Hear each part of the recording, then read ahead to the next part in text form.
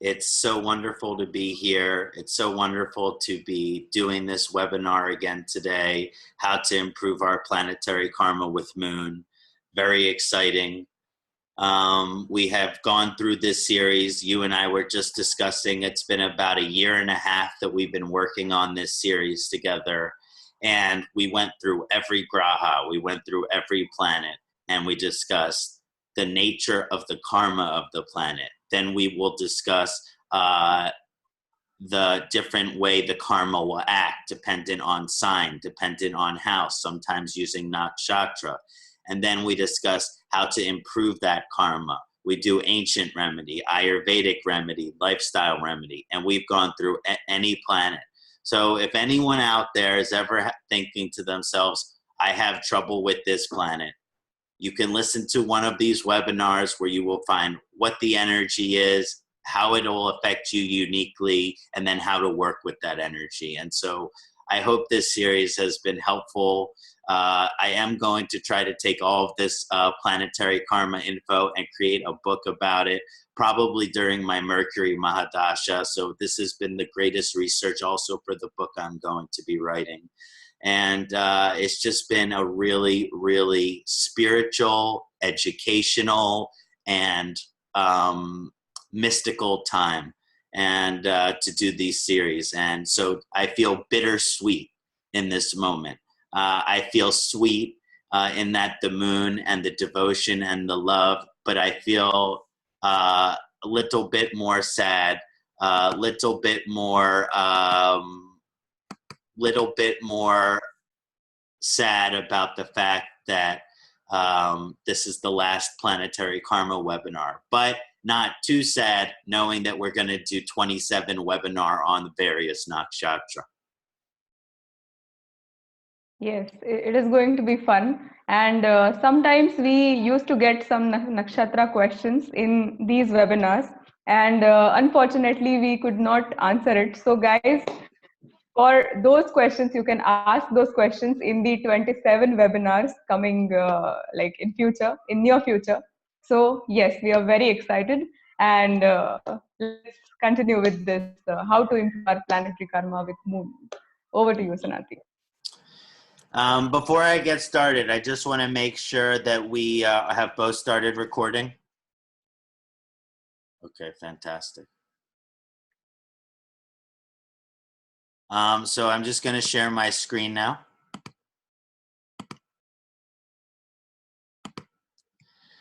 So can you see my screen, Madhurji?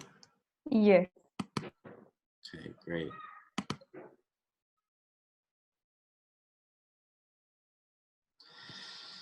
Today, I and Saptarishi Astrology will present how to improve our planetary karma with Moon, Chandra, the luminous one, the illuminated one. And when I say how are we going to improve our planetary karma with Moon, we're going to unlock unconditional love within our hearts. This is such a heartfelt, cathartic webinar because of the heart energy of Moon. So we are going to unlock unconditional love. We are going to support our full potential in terms of sympathy, empathy, and compassion. So our evolution as souls with sympathy, empathy, and compassion, and also our evolution in our devotional nature and our ability to show support and care to our loved ones. So with all of this planetary karma with Moon vibration, you can really feel the heart-centered vibration of it all. I'm Kṣaṇāti. My website is jyotishastrology.org, email, Facebook here, and I've actually started my own YouTube channel. I'll be doing some live readings, live videos, bringing on different guests and things like that, and it's just getting started, but I really appreciate everyone who will join me on my YouTube channel, Kṣaṇāti Jyotish on YouTube. And this is the direct link here if you'd like to become a subscriber to my YouTube channel. It is much appreciated. And this is all my contact information if you need any private support in your life. I do professional birth chart readings, divisional chart readings, astrocartography readings, past lifetime regression chart readings. So whatever, if you need any professional support in that area, please don't hesitate to reach out. Again, just encouraging all of you to join my YouTube, Kṣaṇāti Jyotish YouTube. Now, I broke our webinar today into 6 different sections or 6 different parts. Those that have been with us through the various other planetary karma videos know how this very analytical and scientific way of going about this analysis. And so first we will do the Chandra or the Soma karma, the karmic nature of the moon. Then we will do the current position of the moon. And the moon moves very quickly, so I'll also talk about the next couple positions of the moon. And then we're going to do Chandra karma as association with planetary dignity. So this is based on the sign and position of the moon, whether that is favorable and what are the significations associated there. And then we're going to go ancient, Ayurvedic, and contemporary remedy to improve our planetary karma with Chandra. And then we're going to do community examples. We're going to go with 3 community examples that were sent in to me before this webinar, and also Yogananda, Sri Yogananda ji as a celebrity example that was voted on by everyone. And his moon is so beautiful. And then we'll do some conclusionary remarks. Opening up this webinar, I want to honor the moon. The moon is the emblem of devotion. And when we can express the devotion to the moon, it unlocks bliss, it unlocks ecstasy, it unlocks euphoria, and it unlocks contentment in our hearts. So let's all take a moment here and we will honor the moon through the traditional moon chant. We have the Devanagari, Sanskrit, and English here. Read it in whichever way is most comfortable for you.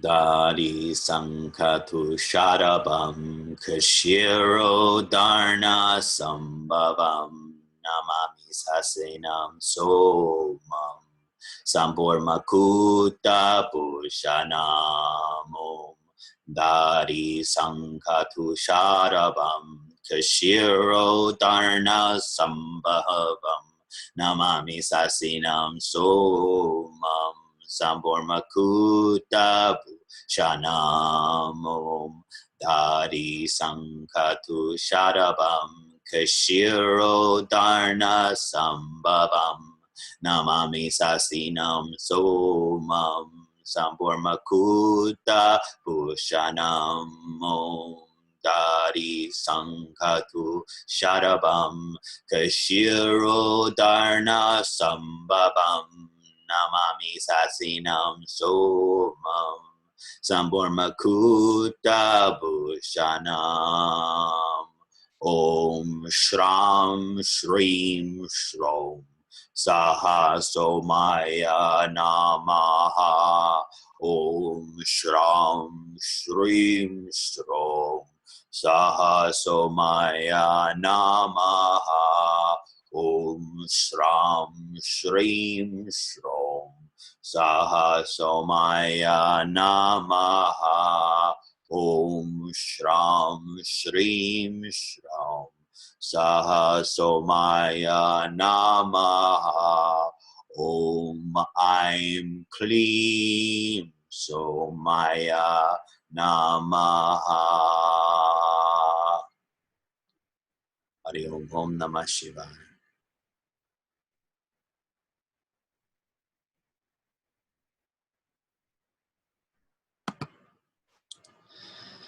Moon. Moon is called Chandra in Sanskrit, that which is luminous, that which is illuminated, that which possesses light, that which reflects light. The luminous Chandraya is that which contains and reflects light. So the light that you are seeing on the moon is actually not light which the moon emanates, but is the light which is the reflection of the sun. So it's the reflective light when you are looking at the moon. So it has this reflective light, but that light also gives energy to the moon, and therefore the moon also possesses light. So this aspect of Chandraya, it's the possession of light, but it's also the reflection of light. And so when we're looking in the metaphysical sense, light is called Jyoti, that which contains light. And light is divine. Light is God. Light is the Atman. Light is the Paramatman. So when we are looking at what light is in the most spiritual sense, it is the essence of the divine. It is the essence of divinity. Therefore, the moon reflects the divine light. So the moon is a reflection of this divine light. So when you get into the very specific karma, it is an embodiment and a reflection of divine light. That is the moon, is the representation of divine light. Deep within this concept of illumination is the ability to reflect light. And therefore, moon karma relates to the evolution in our ability to reflect divine light. And what does that mean for us? It means the ability to be a vessel of a light, to be a vessel of the divine, to be a vessel of spiritual wisdom. This is to be a conductor of the light. For example, when we have spiritual wisdom, it's not like we own that wisdom. That wisdom is truth, which comes from God. We are just reflecting that light. We are just reflecting that truth. We are just reflecting that wisdom. So this is the energy of moon, which reflects the light, which reflects the divine, which reflects the divine wisdom. Embedded within the moon mythology and this concept of reflection is the karmic lesson and ability to reflect before we act. If you go back to the ancient mythology, the moon slept with Tara, the wife of Jupiter. And this is because the moon acts on its emotion. The moon acts on its desire. And this is an unevolved moon. An unevolved moon acts purely on its emotion. An unevolved moon acts purely on its desire, which means there's no ability to reflect before action. Because if the moon was able to properly reflect before it took the lustful action, then it would have saw that the outcome of that would have hurt Jupiter.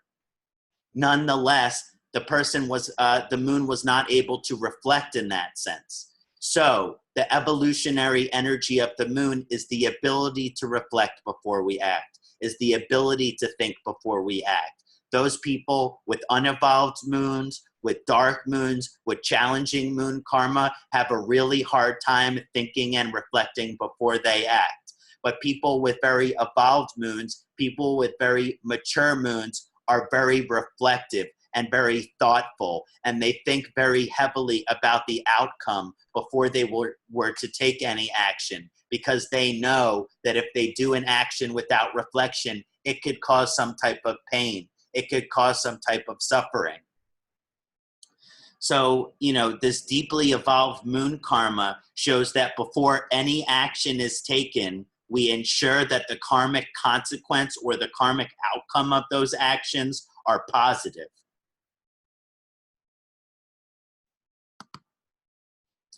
Moon is also the emblem of devotion and is a representation of devotion. Moon karma shows which area and aim of life we are most devoted to, and the power and strengths of our devotion, as well as the weaknesses or challenges that are associated with our devotion. For example, someone who has moon in the 7th house is very devoted to their partner, especially if it's in good dignity. If someone has moon in the 4th house, they are very devoted to their family. If someone has moon in the 2nd house, they're very devoted to their job. If someone has moon in the 10th house, they're very devoted to their dharma, to their job, to their work. So it does show where you carry that devotion. And based on the dignity, you can see what are the strengths of that devotional aspect and what are the challenges of that devotional aspect. we'll talk more about this, but devotion isn't always a good thing. It depends what direction we put devotion. Now, moon karma, when it's in very high dignity and position, a more evolved moon shows great devotional nature, someone who's very devotional in their nature and has strong power of devotion, which means whatever they give devotional energy to ends up being extremely fruitful and successful. This is very common when moon is in Rohini Nakshatra. And there's also an elevation in terms of what the native is devoted to. So when someone has a very evolved moon, they're only devoted to sattvic things. Moon karma in challenging dignity and position suggests a stifled power of devotion, which means they might not have that much enthusiasm. They might not have that much passion. They might not have that much power of devotion, and they can easily be distracted or tempted to unelevated emotional devotional aspects. So this means that those with challenging and moon karma, they can be devoted to unhealthy ways of thinking. They can be devoted towards being a victim depression. They can be devoted towards unhealthy relationship. They could be devoted towards a drug or alcohol addiction. They could be devoted to money. So there is this aspect too where, okay, not always is what we're devoted to good, and the moon in its challenging position can show that we're devoted towards lust, that we're devoted towards desire. Now, when moon bala is strong, it always indicates a profound devotional nature and power of the individual. So as long as the moon is strong in the chart, it suggests that the person will have a lot of power of devotion, which means whatever they give their time and energy to will bear fruit, will bear outcome, will bear results. But the lower, malefic, dark side of the moon, as mentioned, can offer desire and devotion towards lust, indulgence, addiction, and unhealthy patterns or ways of thinking. Now, when moon bala is strong, and it's a very benefic moon, which means good position, good dignity, and there's no negative aspects, it encourages good power of devotion, and what the native is devoted to is going to be sattvic, is going to be spiritual. This includes family, spirituality, service, the welfare of humanity, the welfare of animals, and the welfare of the planet. This is the higher side of the devotion. Moon karma is also called Somaya in Sanskrit, which means blissful. The divine name of Soma reflects the nectar of bliss which pours from the moon. One of the most divine experiences I have was when I was in a deep meditation and I started doing the moon chant, and it was on a full moon, and I saw the moon was close, and as I doing the chant, it kept feeling like the moon was coming closer. It kept feeling like the moon was getting closer. And as I really started to connect with the moon, I could feel the drops of the Soma falling off of the moon onto me. And when those drops of Soma would pour onto me, I would experience ecstasy. I would experience bliss. I would experience total euphoria, pleasure through all of my senses. And this is connected to the divine bliss, which literally pours out from the moon, the Somaya, the Soma. It is said that the blissful nectar of ecstasy, called Soma, drips off of the moon. And these drippings of Soma, which come off of the moon, are strongest during a full moon transit. So the Soma vibration is very strong during a full moon.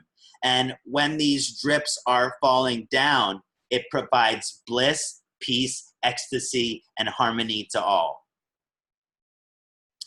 Usually people who have difficulties around the full moon, they have a hard time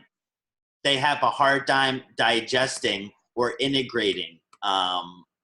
They have a hard time digesting or integrating the Soma. Therefore, they can't really process it well. But in general, the full moon nectar, it provides bliss. This Soma karma comes out of the moon. To those who can properly assimilate this nectar, are given intelligence during this period, are given health during this period, are given overall well-being and sensory bliss as ecstasy. The Soma has the power to heal any disease. The Soma has the power to remove any sadness. The Soma has the power to make someone who is tamasic immediately sattvic. So the Soma has this transformative, blissful vibration, and the moon also has that influence. It is the karma of the moon that if we and Soma, that if we properly reflect, meditate, and honor the moon. So that is what I mean by able to digest the Soma. If you do not honor the moon properly, then you are not allowed to digest its nectar. The only way that you are allowed to digest the divine nectar of the moon is if you honor and appreciate that, and therefore honor the moon. So to assimilate the Soma, we need to be very reflective. We need to think before we act. We need to meditate, and we need to honor the moon in every way that we can. And if we do this, we get the juice of the Soma. We get the nectar of the Soma if we honor the moon properly. And therefore, we can experience ecstasy, bliss, euphoria, total rejuvenation from exhausting, wasting, or toxicity. It can heal any disease. It can remove any sadness. It can remove any depression. All we have to do is honor the moon properly to help activate this karma. That's why I tell the story of how I did that, because until I was noticing the Soma and then praying directly to it, I didn't and then after I started doing it, that's when I felt the bliss. So it's when you have this awareness and then you create that devotional relationship, it really starts to digest the Soma. Moon represents the divine mother, or feminine aspect of the divine. It is the moon karma which helps us connect with and express our devotion to the divine mother. So it has this relationship with our relationship with the feminine aspect of God. Our moon karma is our relationship with the divine mother. Strong moon position and dignity, such as 9th house in Cancer, for example, can suggest an affinity towards a female guru and the female aspects of the divine. So I have moon in the 9th house in Libra. So this suggests why my guru is Amma, female guru. So these are some of the suggestions here that it does kind of emphasize more feminine aspect of the divine versus masculine aspect of the divine if the moon is strong enough. Now, moon karma also represents the natives' karma with their mother. This is the person who raised them. Their biological mother, but if you're adopted, your adopted mother. It's whoever raised you. And so good moon dignity and position suggest a deep karmic connection with the native's mother. So strong moon vibration, positive moon vibration can show good relationship, good connection with the mother, but similarly, difficult moon vibrations can show difficult relationship with the mother. But if the moon vibration is functionally benefic, it can suggest an enjoyable relationship with the mother, and the mother should carry some nurturing energy towards you. It is moon karma which helps what seeks us to exchange support, care, and love with the woman which helped raised us. It is the moon karma which helps us exchange this support, care, and love. So the moon karma is our ability for us to be close with our mother. It's the ability for us to show support and care and love to our mother, but it also is the opposite of that, which means it's also the mother's ability to show you love. It's the mother's ability to show you support. It's the mother's ability to show you care. Sometimes those people with challenged moons don't get the type of love that is, they don't get unconditional love from their mother if the moon is very challenged. Of course, a mother loves all mothers love their children unconditionally, but they will struggle with the conditions. The moon is also an embodiment of unconditional love. It's not an embodiment of romantic love like Venus is. It's an embodiment of unconditional love. We call this divine love. And therefore, moon karma supports the gifts of sympathy, empathy, and compassion. So whenever there's moon karma, it's our evolution with sympathy, empathy, and compassion. And moon rules the connection between the heart and the mind. And that could be the longest distance in the world, I often say. The longest road to travel is from the heart to the mind. This is why the manas can be such a crazy place. And so because the moon rules this connection, it is part of the moon karma evolution to evolve with unconditional love, to evolve with sympathy, empathy, and compassion. So the moon karma evolution is our growth in unconditional love. And unconditional love grows through our potential or capacity for sympathy, empathy, and compassion. So that's a really important moon aspect. Moon karma also supports the evolution of the native's empathic intuition. I always say in Jyotish that there are many different types of intuition, and empathic intuition is a very specific form of intuition, which is connected to the heart, mind, and emotions. So it's a very specific type of intuition, which is associated with the moon. And it kind of suggests that for better or for worse, people with strong moon karma, they're going to feel what other people feel. Because of the way they have this sympathy, empathy, and compassion, they can't help but to feel what other people feel. So dependent on position and dignity and whether the moon is benefic or malefic, it suggests the full spectrum of the empathic abilities and gifts. People who have very difficult moons, people who have very afflicted moons, have a challenging empathic gift, which means they always pick up on other people's sadness. They always pick up on other people's negativity. They always pick up on other people's bad feeling and emotion. And when the moon is very dark, Rahu or some other aspect, it can show that it is very hard to let that negative influence that other people have on you go. So if someone else is sad, you go and spend 15 minutes with them, and still for 4 hours later after that, you feel sad because it is hard to shake those energies off.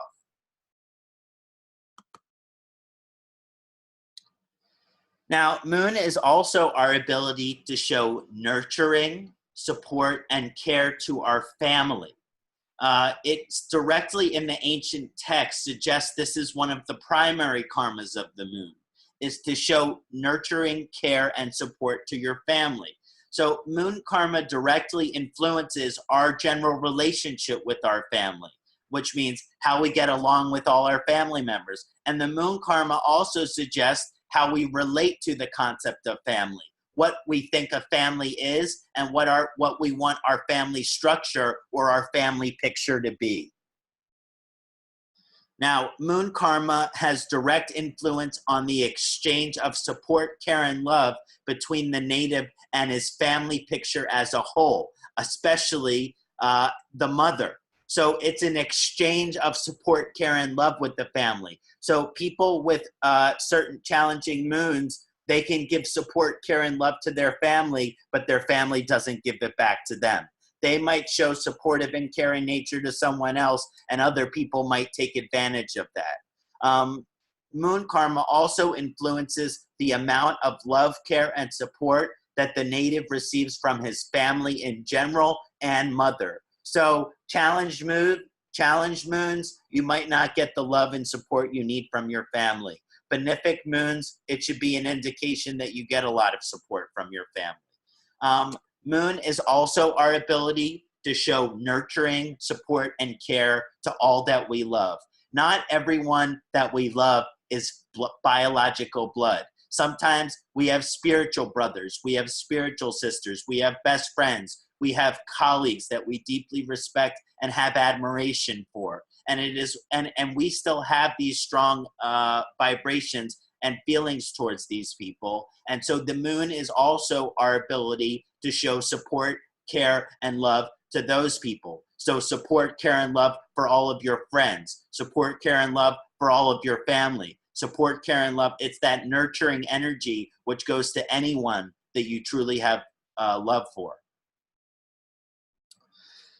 And so moon karma activates our unconditional love evolution. And therefore, moon is also the native's ability to show support, care, and nurturing energy to anyone they have love for, okay? this can include close friends, as mentioned, different categories, mentors, students, colleagues, even like-minded individuals, just people who think like you, and those on a similar spiritual path.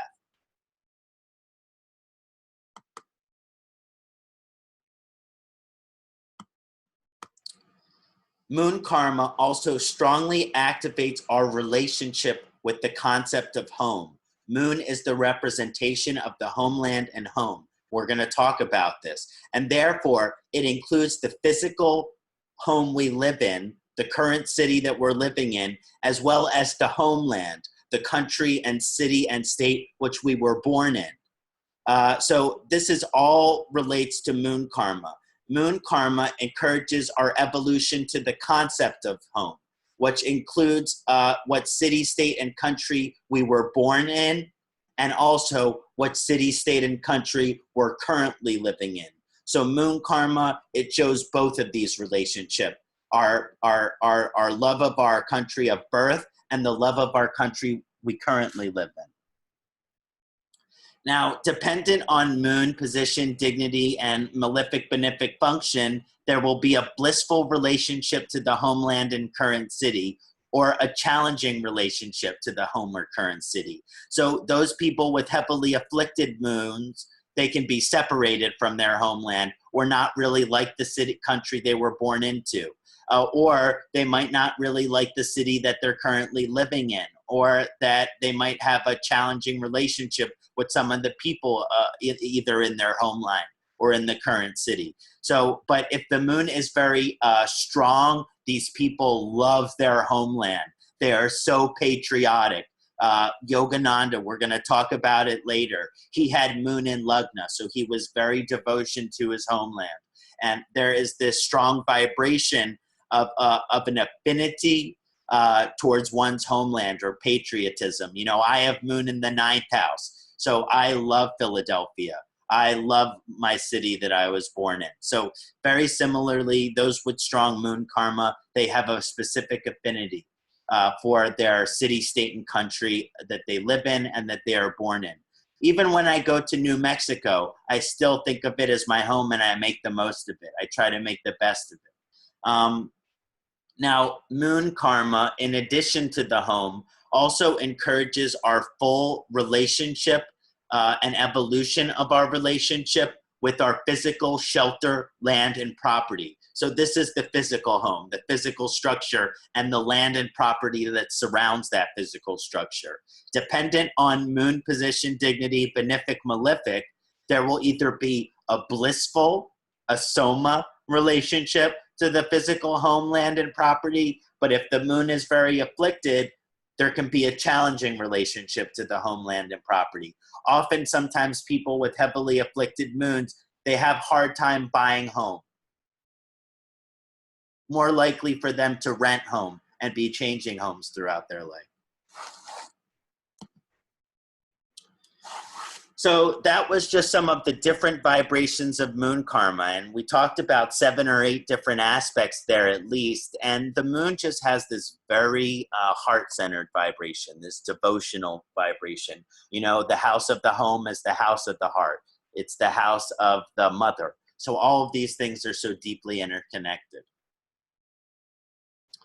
I chose this time for moon webinar because currently the moon is in the sign of Cancer. I know this says January 15th. It's supposed to say June 15th. So this was yesterday that the moon went into Cancer, and it will transition tomorrow into Leo. Okay, so right now you have the moon in its natural sign of Cancer, and tomorrow it will transfer to the sun-ruled sign of Leo. Then Mercury will enter Virgo on June 20th. So from, it looks like to be about from Sunday night until Wednesday, you'll have the morning, you'll have the moon in Leo. Then it will shift into Virgo on June 20th. Then it will shift into Libra on June 22nd. And on June 24th, the moon will shift into Scorpio, which is its sign of debilitation. So even though right now in our current webinar, the moon is in its natural sign, very high dignity of Cancer. But in less than 2 weeks from now, the moon will be in its debilitation sign, which shows you the main point of this transit discussion is just to show you how quickly the moon changes. And so when you're looking at moon energies for new moon, that carries significance. For full moon, that carries significance. But there's such a transition in moon energies at all times. So as soon as you hear and try to integrate what you learn about given moon energy, well, then you have to start preparing for the next one. So the moon keeps us constantly changing and evolving. Now we're going to look at moon very specific to dignity and position. So first we look at the moon exaltation, mula trikona, and natural sign. Moon is exalted in the Venus ruled sign of Taurus in 0 to 3rd degrees, the strongest degree being 3. Moon within Venus, Taurus, the rest of the degrees, 4 to 30, is mula trikona, partial exaltation of the moon. And then moon within its natural sign, its current position, Cancer, in any degree, is considered the natural sign of the moon. When we're looking at moon exaltation in Taurus, it's unique because Taurus is ruled by Shukra. And Shukra and moon, while it's not the most malefic relationship, the moon doesn't really have any enemies. That's the thing about the moon. The moon doesn't really have any enemies, but other planets don't like the moon. So the moon doesn't have a problem with Venus, but Venus has a problem with the moon, and the Venus considers the moon enemy. So it's very unique, again, that the moon is exalted here in an enemy sign. The moon doesn't have any enemies, but because Venus finds moon to be enemy, it's this exaltation unique. When Chandra is in Taurus, it creates great emotional depth. It makes someone who is very emotionally deep. It creates a very strong devotional nature, a creativity, and an ability to reflect and think before taking actions. These people have a great propensity to heavily reflect before any actions are taken. Moon in Taurus carries great devotional energy, growth and enthusiasm in whichever area of life it influences. So wherever someone has this exalted moon, they will be very devoted. They will grow and they will be enthusiastic. So you have exalted moon in the 10th house, it will give great energy towards your career. It will allow you to continue to grow in your career and to reach high positions within your career. And it will have you always enthusiastic for that work. Moon in Taurus has a great intuitive potential, specifically the empathic intuition, the emotional intuition we talked about earlier. Now, just a little taste of our Nakshatra series. For the moon exaltation, natural sign, and debilitation, I decided to throw in some Nakshatras. And so when the moon is in Kritika Nakshatra, sun rule Nakshatra, it supports great power, ambition, and creativity. The moon in Rohini, its own Nakshatra, supports growth, position, and fulfillment of dreams, desire, and passions. And moon in Mrigashira Nakshatra, very spiritual Nakshatra, supports spirituality, wisdom, and elevation towards moksha. These people can be very spiritually and religiously inclined.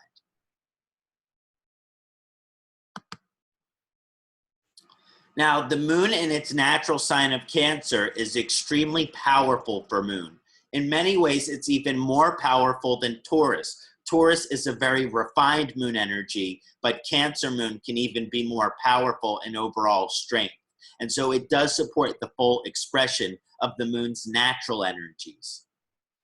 Therefore, the Chandra in Cancer supports unconditional love. It supports sympathy. It supports empathy. It supports compassion.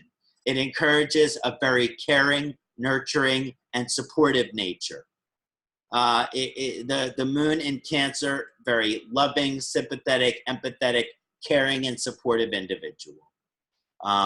Just have a question here. Oh, namaste, Dineshji. Welcome. Welcome. Thank you for joining us, brother. Chandra in Cancer supports a very empathic and intuitive gift. Although this empathic or intuitive gift, when Chandra is in Cancer, can be difficult to handle or overbearing. Because, like how we talked about earlier, for better or for worse, sometimes the moon feels what other people feel. And when the moon is in Cancer, it's very strong that you pick up on other people's positive vibrations, but also that you will pick up on other people's negative vibrations, and they might affect you in a way which is undesirable. Moon in Purnarvasu Nakshatra supports great spiritual wisdom, intelligence, and consistent success. Lots of repeating success. Very successful alignment. Chandra in Pusha supports someone who is very peaceful, very quiet, very peace-loving. They might be a pacifist, spiritual nature to the individual. But Saturn influences Pushya Nakshatra. So there can be some emotional distress and adversity, forms of PTSD, stress disorder. And Chandra in Ashlesha Nakshatra supports intelligence, expression, and communication. But due to Mercury's influence, can create an overstimulation of mental energies and can cause some emotional ungroundedness.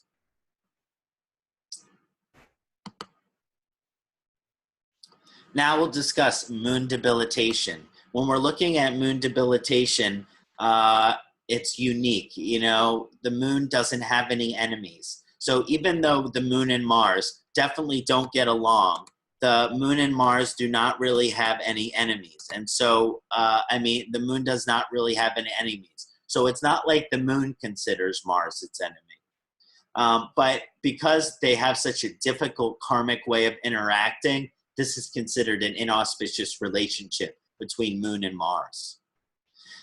Moon in Scorpio creates intense curiosity. These people have the syndrome known as Curious George or Curious Georgette. And this is an intuition and an investigative nature. These people are detectives. These people are researchers. And it supports a great transformative personality, a great transformative energy. Challenging vibrations of moon in Scorpio include a dark intuition. This could cause a pessimistic or cynical nature. They would say, oh, I'm just being real, but it's a little pessimistic way of looking at things. And it can cause extreme emotional volatility and can support a vulnerability to emotional outbursts and temper tantrums. So these people are very emotional, hypersensitive sometimes. The moon in Vishaka Nakshatra supports creativity. By the way, I have moon in Vishaka Nakshatra. Luckily, it's on the Libra side, the Venus side, and not the Mars side. Now, moon in Vishaka Nakshatra supports creativity, beauty, and an ability to fulfill one's desires. So it makes it someone who, when they desire something emotionally, they're usually able to get what they want and reach their goals. But it can cause a lustful nature. So these people might have problems with infidelity. Moon in Anuradha Nakshatra supports powerful, emotional, deep karmic relationships, but can show emotional immaturity, things like jealousy. And the moon in Jyeshta Nakshatra supports growth, power, and great profits and gains in your life. But usually those with the moon in Jyeshta Nakshatra are not very social and prefer a more quiet, isolated life. They definitely prefer to work alone. Now we'll just go through moon and some of the other general planetary dignities. Now, there's really no, even though there's enemy sign and all these things, the moon doesn't have any enemy. So it's not like the moon does horrible anywhere. The moon isn't even that bad in Scorpio. Yeah, it will act debilitated at times because of the emotional volatility of the individual, but there's still many gifts that are going to come with that. The moon, because it doesn't have enemies, planetary dignity is not quite the same. Now, moon has auspicious dignity and karma in the sun-ruled sign of Leo. This is a very favorable conjunction for the moon. We'll see later that this is Yogananda Ji's Lagna, Moon Leo Lagna. And this can be attributed to an auspicious relationship between the sun and the moon, the two celestial bodies which work very well together as long as they're not within 10 degrees of each other. Now, the moon and the royal queen and the royal king have a favorable and very friendly relationship. I say that often the king can represent the vision of truth, and the moon, which is the queen, offers the emotional support, the reflection of the message, the mirror, the care, the devotion, and the nurturing to that vision, which allows that vision to grow and manifest. So it is the king or the sun which might have the vision, but is the moon which nurtures that vision so that it may manifest. When the moon aligns to Leo, it creates a powerful vibration of charisma and leadership, like Yogananda Ji. These people are fun to look at, they're fun to watch them talk, and they're very, very, very much draw your attention. And with the moon, when they talk, it make you want to cry. It make you want to cry with the moon in Leo. These people touch your heart. The moon in Leo supports love of the homeland, patriot. It supports a devotional nature, makes someone emotionally deep, and who can reach the hearts of many. The challenging side of moon in Leo is that the moon is feminine and Leo masculine. So this can be a difficult combination of both male and feminine energies interacting with each other, which if you're spiritual, you can balance that out. But if you're not spiritual, that can be challenging. A woman with this conjunction might have some more masculine energy than and masculine quality. And a man with this energy might have feminine energy and feminine quality. As mentioned, Yogananda Ji, a man, but with many feminine qualities and very beautiful and long flowing hair like woman. Moon has auspicious / mixed karma in the Jupiter-ruled signs of Sagittarius and Pisces. I like when the moon is in Jupiter's sign. This can sometimes be a mixed relationship because of the history of Moon and Jupiter. If you go back to the mythology, it will explain this. Moon, the royal queen, and the guru, Jupiter, have a mixed and dramatic relationship from the mythology. The moon slept with Jupiter's wife because of lust, and then Jupiter forgave the moon later because the Jupiter is very spiritual and forgiving. But ultimately, there is this history of the moon and Jupiter that although the moon does favorable in Jupiter sign, that there's always side effect because of that history. When the moon aligns to Sagittarius, it creates a powerful vibration of moral and ethical devotion. These people are very moral and ethical and are very devoted to moral and ethical, and they want the world to be a moral and ethical place. These individuals are very caring, nurturing, supportive, and devoted to the righteous cause. In some aspects, these individuals, we call them spiritual warriors who fight for the rights and needs of others. The challenge of this combination is that sometimes when Moon is in Sagittarius, the native can be self-righteous, stubborn, and combative. In other words, they know what is right, they know what is moral and ethical, and there's no conversation. They are right and you are wrong. Now, when Moon aligns to Pisces, it supports profound spiritual, intuitive, and creative vibrations. These individuals are intuitive empaths. So when the moon is in Pisces, it combines two forms of intuition. Moon is empathic intuition. Pisces is psychic or spiritual intuition. So these people don't just have empathic intuition, but also psychic intuition, which is from the higher realms, from the space, from the Akash, from the Devas. This is from the higher self sending down this wisdom. So these individuals are intuitive empaths who pick up on the other frequencies, vibrations of people, places, and things very easily. As soon as they walk into the room, they pick up the vibration of the room and all of the people in it.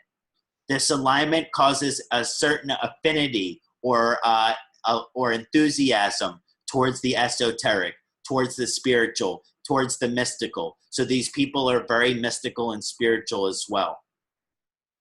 The challenging side of Moon in Pisces, it can make someone very ungrounded and severely out of touch with you could say the regular world or the material world or the day-to-day mundane world. They can be so off in their own world, they can kind of be living in their own bubble. And it can also cause someone who is like ADD, lack of concentration / easily distracted. And also Moon in Pisces can be impulsive. They can struggle with things like addiction.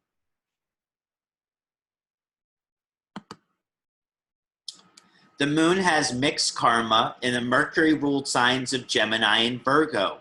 This is because the moon and Mercury actually have a friendly relationship, but because they both influence mind, moon is left side of brain, Mercury right side of brain, this type of over-influence on the mind definitely has some side effects. Now, moon, the royal queen, and the messenger Mercury have sometimes a mixed and confusing relationship. This is due to the intellectual energies of Mercury combined with the emotional energies of the moon. Sometimes logic and emotion are hard to reconcile. Both moon and Mercury influence the mind, but operate on different sides of the brain. In the most ideal conjunction of these energies, we have a synergy in which moon and Mercury are working together, which means the left side of the brain and the right side of brain are working together. There's an empathic and there's a logical. You don't do something logical without the intuition agreeing, and you don't do something with the intuitive without the logic agreeing. This is the ultimate evolution. Now, when the moon aligns to Gemini, it supports strong intellectual capacity, very intelligent, and communication abilities. This conjunction supports creativity, a perpetual student, someone who always loves to learn, and a native who has an incredible amount of diversity in their life in terms of hobbies, talents, and interests. The challenging side of this alignment includes overthinking, mental / logical conflicts, and has the potential, again, to be easily distracted by one's own desires. Madhuraji, remind me what sign your moon is in? It is in Cancer. It is in Cancer. Beautiful. We talked about that. Very natural, Yes. very natural sign. Yes. That's wonderful. So you have the strong sympathy, empathy, and compassion nature. What house is that? In 10th house. Oh, wow. Very good for your career. Very good for your career. Wow. Yeah. You'd be a good counselor. Yeah, I think so. You'd be a good counselor, advisor, life coach, all of these things. Very good. Yeah. Yeah. Now, when the moon aligns to Virgo, it supports a strong service orientation to the individual because moon is devotion, Virgo's service. And so there's this energy of improvement through service. The native with this conjunction, again, very intelligent and are constantly trying to use that intelligence to improve things, to make things better. So they are constantly trying to do this, do that, make this better, make that better. These natives are able to put incredible amounts of devotional energy towards intellectual and academic pursuits and can often become very, very knowledgeable about one area. They can become the most knowledgeable in the world. The dark side of this vibration is that they have very high expectations because they are constantly seeing flaws and trying to make things better. And so they expect the world to catch up with them. And this can cause perfectionism and cynical or pessimistic inclination because what you're able to see that the way things can be and they're not that way is disappointing.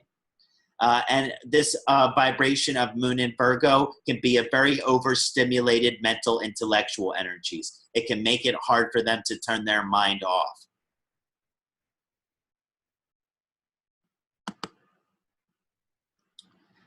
This is my alignment in moon that we're going to discuss now. So moon has mixed karma in the Venus ruled sign of Libra.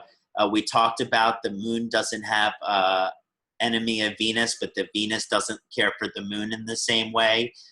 Moon, which is the royal queen, and the refined princess / advisor Venus has a mixed but an evolutionary relationship. So this moon in Libra, I believe it's very evolving.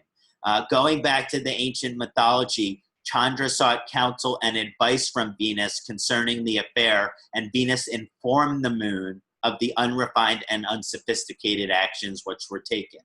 So when the moon aligns to Libra, it supports a very devotional energy towards one romantic partner. It creates a very joyous, harmonious, and enjoyable emotional nature. Moon and Libra are creative, and they enjoy art, music, and entertainment in all of its forms. They also bring great amounts of pleasure and happiness to the lives of others. And as they evolve throughout their life, become more refined, become more sophisticated. The real challenge of this alignment is they can be pleasure seeking. So they can really like pleasure seeking. They like to pleasure their senses. And they are vulnerable to overindulgence and addiction as well. These natives have to evolve to have control and discipline over their desires and yearnings. This is all resonates with me. I've always loved art, music, entertainment. I have a very joyous, harmonious disposition. And as I become older, I have become more refined or sophisticated. I don't really drink any alcohol. I only eat organic food. But when I was younger, I drink beer and I eat meat and I eat McDonald's. So, which I haven't done for at least 10 years, but it's just showing that I've become more refined and sophisticated throughout my life. And I struggle with enjoying too much pleasure. Like, I love getting massage. I love getting acupuncture. I love getting foot reflexology. And I overindulgence with food sometimes. Sometimes I have difficulty with eating too much food, or when I feel stressed or anxious, eat food to make me feel comfortable. So all of the strengths and weaknesses here definitely resonate with me. Moon has mixed / inauspicious karma with the Saturn-ruled signs of Capricorn and Aquarius. This is because, again, Moon doesn't have problem with Saturn. Saturn doesn't do the best with the Moon. Moon, the royal queen, and the servant Saturn have a mixed karma because the queen is appreciative of the servant's work. You know, the queen is happy that the servant is doing the job, and the servant humbly serves the queen. But these two caste or classes of these two graha are very, very different. One, royal, other, servant. So this is part of the challenge of this vibration. Positively, this vibration, it can support a devotion to an old-fashioned way of doing things and mindset. Therefore, people with Saturn Moon, they maintain traditions, rituals, and histories of the past. For example, my brother, he is Saturn Moon Lugna in Aquarius, and he is Hasidic, Orthodox Jewish. So he practices the most conservative, ancient, Orthodox form of Judaism. So those people with Saturn Moon, they like the old-fashioned way of doing things. On the challenging side, it causes dogmatism, a hesitancy to grow / change, and an impatience / judgment of others. So the difficult side of that is that these people are dogmatic. They believe that they're right and other people are wrong, that their religion is right and other religions are wrong. And it can also show hesitancy to change or evolve. Because they like the old-fashioned way of doing things, they don't want to think about the new way of or new possibilities of how to do them. And an impatience or judgment of others. It can show that because they believe so strongly about what they believe, that they think that the way that things are done now is a disgrace. So they can be critical of others who are more contemporary people. When Moon aligns to Capricorn, on the positive side, it can show a native that is steadfast, determined, and persevering. admirable qualities of care for the needy, a service in orientation, and being emotionally stable, secure, and grounded are seen here. So there's lots of positive energy when moon is in Capricorn. Like I said, just because Saturn moon conjunction is difficult, the moon does well in almost any sign because the moon doesn't have enemy. There's some positive side. The dark side of moon in Capricorn, it shows very much emotional struggles, adversities, delays, and obstacles. And moon in Capricorn can cause emotional trauma in people's life, and therefore can develop trauma condition like post-traumatic stress disorder. And this can influence, when you have post-traumatic stress disorder, it means you have to carry sadness with you throughout the life. And so certain people with moon in Capricorn, they might carry some sadness with them because of trauma. And when moon is in Aquarius, it supports an individual who is dedicated to the evolution of consciousness and awareness. These natives have powerful intuition and innovation, which supports an affinity towards technologically advanced, empathic, and outside of the box interest in work. While these natives are usually considered strange, people with moon in Aquarius are weird by, some people call them weird by the general standard. And I have Rahu in Aquarius, so I've been called this. But because of their unique emotional, mental nature, it actually supports a very powerful, innovative, and advanced creation. So they might be weird, but that's just because they're ahead of their time. They're able to see the future. And a challenge of this alignment comes from being out of touch with society and cultural norms. Individuals with moon in Aquarius can be a little out of touch with the general society. They can be idealistic, unrealistic in their thinking, and they can have a quirky or strange emotional nature. They can have little quirks and tics and things like that.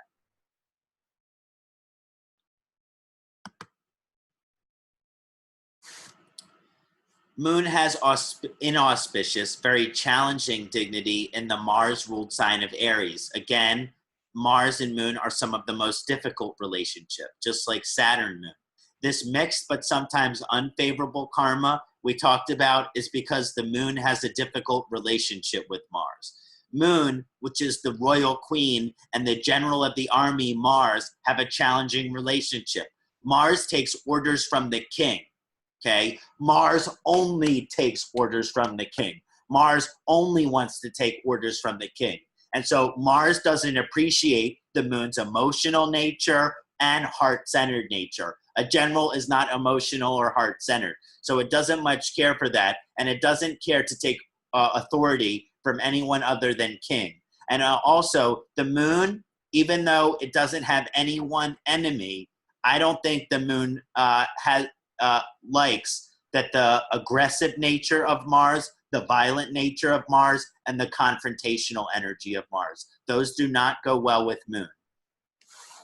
And so when moon aligns to Aries, on the positive side, it supports great devotion towards success, achievement, and fulfilling one's ambitions. It can create an energetic personality, someone who has a lot of energy, that is constantly doing, completing tasks, setting goals, reaching goals, and advancing to their next level of growth. The challenging side of this, again, emotional volatility, maybe emotionally aggressive, and someone who is vulnerable toward outbursts of aggressive or violent energy. Also, the moon can become combust. The moon is combust when the moon or sun within 10 degrees of each other. I basically think that the moon outside of that 10 degrees of closeness is auspicious. And even when the moon is combust, there are still some auspicious aspects to that. But when the moon is combust, it can cause the native to be very quick towards emotional, mental aggravation. This we call someone who is has a temper problem. In other words, the pitta dosha within the mind of the native go out of balance easily and without too much influence. So a combust moon creates a mental vulnerability. towards anger, towards irritation, and towards annoyance. It can suggest a native that is prone towards being emotionally overwhelmed and having emotional explosions. And moon combustion can make overall emotional composure more difficult. Even when the person is not exploding, they are quick to explode. And a moon combustion is partially remedied by a friendly planetary relationship between sun and moon. Because sun and moon get together along, a moon combustion isn't the worst combustion in the world.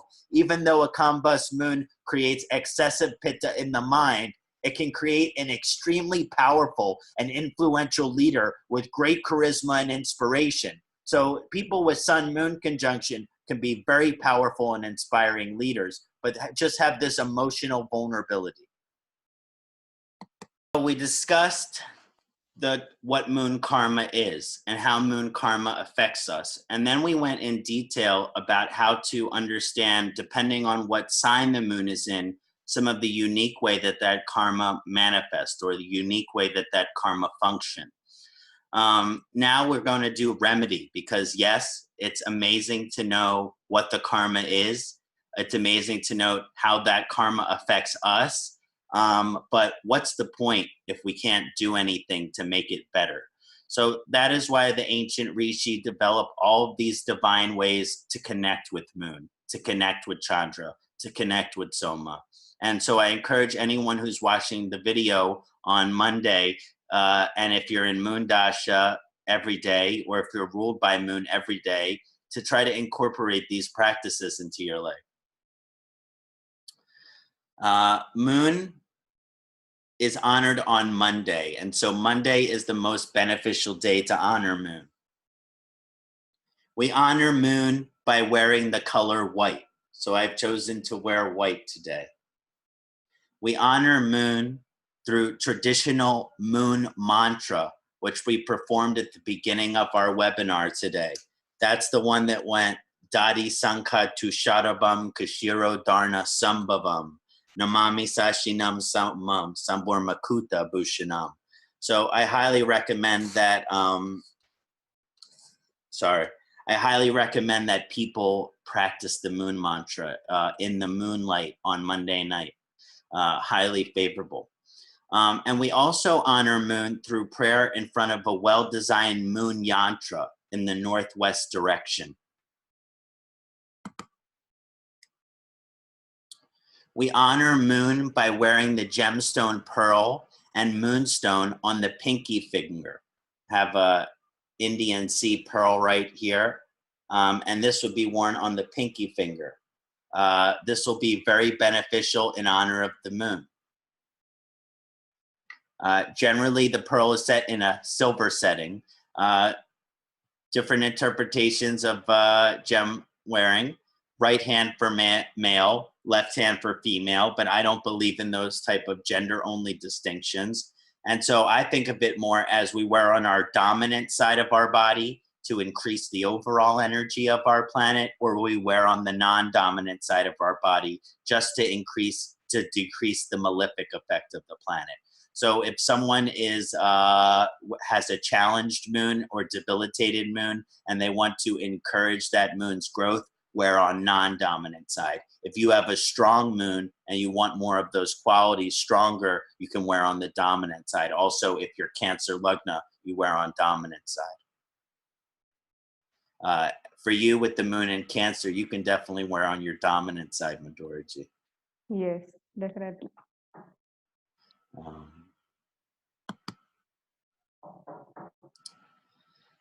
We honor Chandraji through honoring Shri Varuna. Varuna, which is the Deva of the ocean. So whenever we have an opportunity to honor Varuna, there's Varuna Puja, there's Varuna mantras, there's Varuna rituals. I encourage you to perform these practices in honor of the moon, because Varuna rules the oceans and the moon influences the tides of the ocean. So Varuna and the moon are always working together. We also honor Chandra through honoring Krishna, because this is the very specific incarnation of Vishnu, which is associated with the moon. And so we perform the Maha mantra. The Maha mantra is one of the best mantras for the moon. And that's Hare Krishna, Krishna Krishna, Hare Hare, Hare Rama, Rama Rama, Hare Hare. And this is very favorable in honor of the moon. We also honor Chandra through honoring Uma/Parvati. This is Shiva's consort, Shiva's wife. So we honor the moon by honoring the feminine aspect of the divine, all feminine aspects of the divine. But according to the ancient text, it's specifically Uma/Parvati in the incarnations. So Parvati performs the, Shiva and Parvati perform the Lasya and the Tandava, the divine dance. And so it is very significant in honor of the moon that we do traditional Indian forms of dance. I wrote down Odissi because it's a very traditional form. It's a very traditional form. But I highly recommend that in honor of the moon, you try to perform dancing, traditional dancing.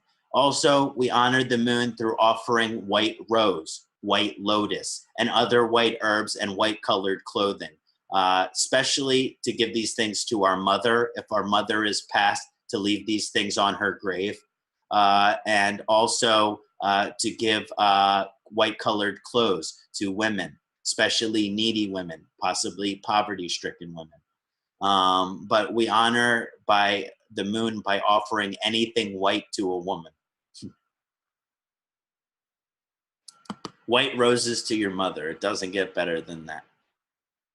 Now we focus on Ayurvedic remedy to improve moon karma. Now, moon is a dual doshic planet. That means dependent on the position of the moon, it is either more vata or either more kapha. So the moon varies greatly in terms of vata or kapha, depending on dignity, position, and fullness. Moon in air signs tends to more vata type vitiations and difficulties, while moon in earth sign tends towards kapha type difficulties. So also when a new moon, it is more vata, and a full moon is more kapha. So this is how you decide, okay, is this person's moon more vata or kapha? You look air sign, earth sign, or whether it's a new moon or full moon. Now, moon karma, dependent on dignity, can cause intense desires, indulgences, and lust. Going back into the mythology, the moon acted on lust without thinking. So it is true that moon rules devotion, but we mentioned not always is our devotion inclined in the right direction. Sometimes we are devoted to our lower desires and indulgences, and it can cause certain health difficulties. In other words, some of the lustful, over-desirous nature of the moon actually indicates health problems. So if someone has the moon in the 6th house, moon in the 8th house, they might have to worry about some of these health difficulties. And that's overweight, addiction, and sexually transmitted disease. These are just a few of them. Now, inherent remedies for these, lustful, indulgent vulnerability of the moon. The number one remedy for these, you can do herbs, you can do diet, but there is no greater remedy than the ability to reflect before an action is taken. All of our health problems with the moon can be removed. All of our challenges with the impulsivity of the moon can be removed, as long as we heavily reflect and think before any action is taken to understand that the consequence of that action is positive. The evolved moon karma, before all actions are taken, heavily reflects and therefore avoids devotion towards anything negative. With a more vata type moon, we encourage a more wholesome lifestyle. Groundedness, stable, and supportive in the life is going to be very important. This means you have to have a very wholesome and stable diet, wholesome and stable relationship with your family, wholesome, dependable, and loyal partner. When the moon is in a vata influence, you're going to really need to ground it. Now, when they're more kapha type moon, this has more to do with moderation, the reflection before action, and exercise, because a kapha type moon can be lazy and can eat very much. So we want to encourage this more exercise, reflection before action. Do I really need to have the 4th slice of pizza? Probably not. And so also travel, also meditation, all of these things are balancing for a more kapha type moon.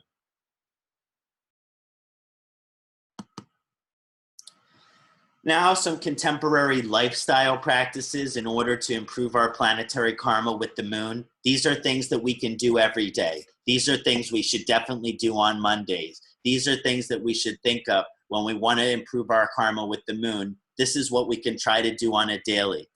This will greatly aid and improve our karma with the moon to honor the Divine Mother in all of its forms, all of the various forms of the Divine Mother. This includes all female devas and all female gurus. The list goes on. Kali, Saraswati, Durga, Lakshmi, whatever aspect of the divine feminine resonates with you, by honoring that, you're also honoring the moon. And also female gurus, female teachers, people in your life that are women that you have deep respect for and appreciation for. We honor them.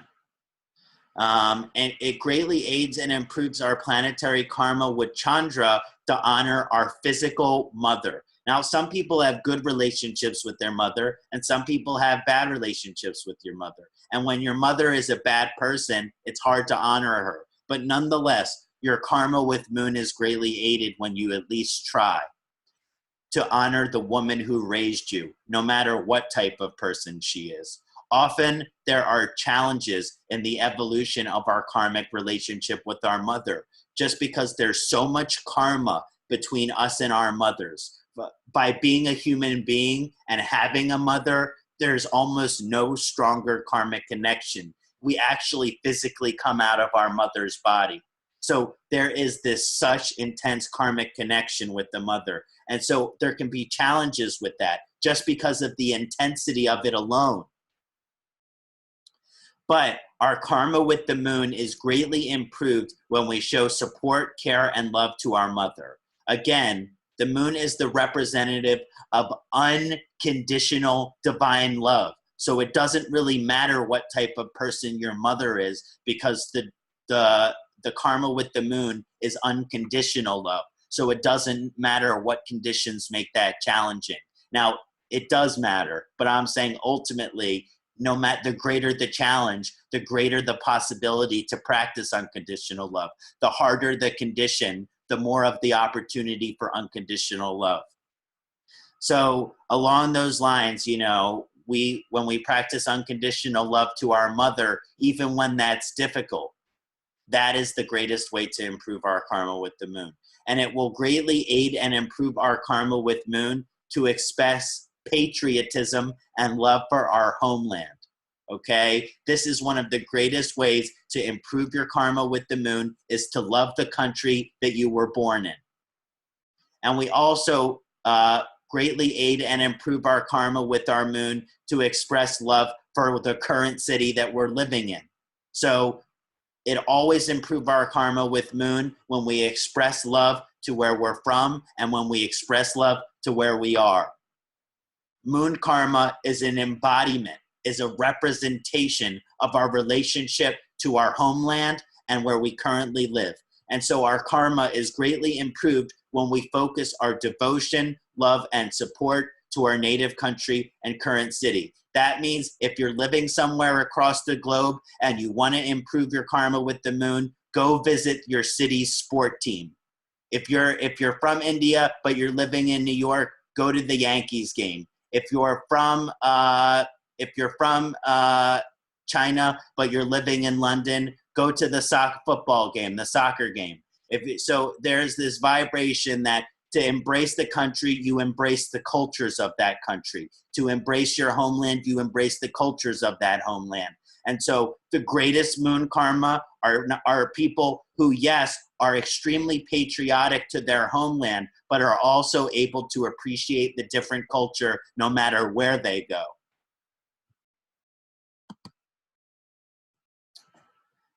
Moon karma is the ability to reflect and embody light.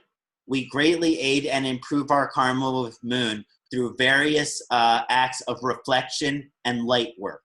One of the greatest forms of reflective work that we can do to improve our karma with the moon is meditation.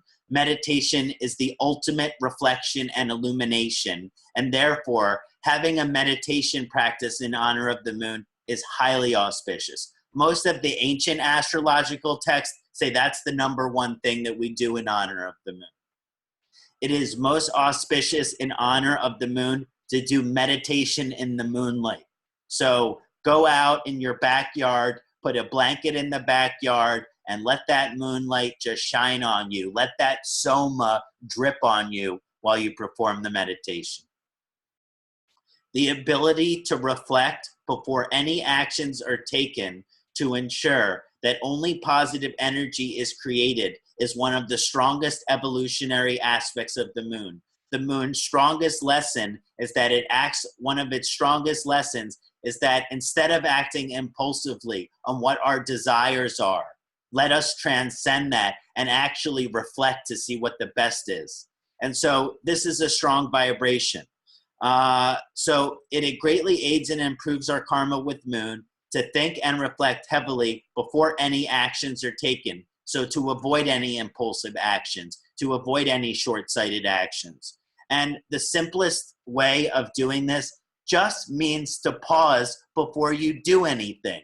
Just pause for 1 second, 5 seconds, 10 seconds. If it's a serious action that you're about to take, pause for a little longer. But it just means wait, pause. I know you want to do this right now, but just wait and pause. Allow some time to happen, because that's when the reflection starts to happen. In other words, if you have the desire to do something and you wait, you put a pause, you put a break before you do that, you automatically will reflect. The reflection will happen automatically as long as you pause. Yeah. It will also greatly aid and improve our karma with the moon to cultivate our empathic intuition. Empathic intuition is a gift that many people with strong moon karma have. But as we talked with many of the energies, for better or for worse, you feel what other people feel. For better or for worse, you feel what other people feel. And that means that even though you have a gift, it's still a curse. You know, you have a blessing and you have a curse if you have empathic intuition. And to cultivate it, to evolve that relationship, is to remove the curse and just have the blessing. The moon rules the connection between the heart and mind. Therefore, to prioritize and cultivate empathic intuition greatly improves our karma with the moon. This means to practice using your intuition and also to practice turning off your intuition when you don't want to pick up the energies which are around you. In this light, it is beneficial to offer emotional counseling and support to improve our karma with moon. In other words, to activate empathic intuition, you need someone to express to you something that is emotionally difficult or something that they need support on, which means they're not getting support. So they need to express a lack of support. They need to express an emotional challenge they're going through. And this will activate your empathy. This will activate your empathic intuition.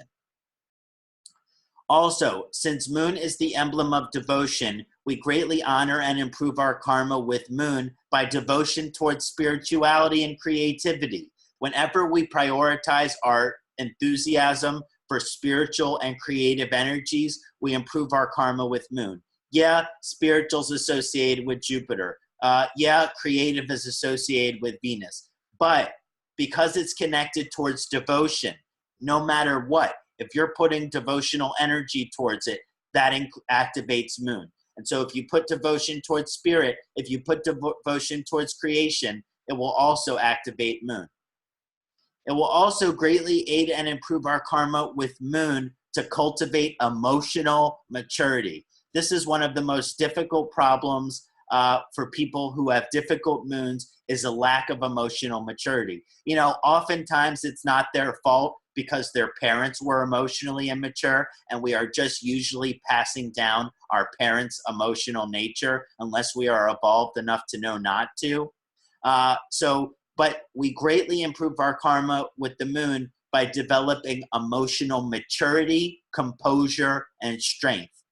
This doesn't mean not to cry. That's not what I'm going to say. It's just talking about developing emotional maturity. This includes the ability to feel what emotions come up. So emotional maturity is not to not feel what you're feeling, is if you're sad to not feel it, if you're angry to not feel it. The first step of emotional maturity is being honest with what you feel. So you feel what you're going to feel. You feel the sadness. That's the example of emotional maturity, is saying, I feel sad.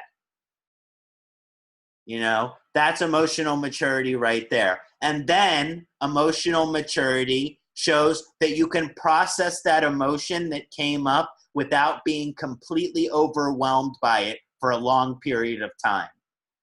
So that means that if you feel sad, you can admit that, and then you can work through that in a way where it doesn't destroy your life. Okay? Certain people, when there's this emotional challenge, everything fails. They stop working. They stop going out. They go into deep, deep depression. And that is very sad. But in a way, it shows a lack of emotional maturity. To have emotional maturity is to experience an emotion and then process that in a healthy way. To be overwhelmed by your emotions means that you cannot process them properly. So to develop this ability to digest emotion, it's going to be very beneficial in honor of the moon. And also, emotional maturity is to have a balanced and composed emotional nature. Okay? This means that not like always fluctuating, manic depressive, bipolar disorder. It shows that someone is really happy, really happy, really happy, and then really sad, and I want to die. So it is these extremes that are not emotionally mature. It's not emotional composure. Emotional maturity and emotional composure is balanced. Yeah, when I'm happy, I'm happy. And when I'm sad, but I'm not so extreme, constantly going from one to the other. In other words, more of a steady emotional stream. Doesn't mean there's not going to be sad moments. It doesn't mean there's not going to be happy ones. But it just means that instead of it going like this, it's like this.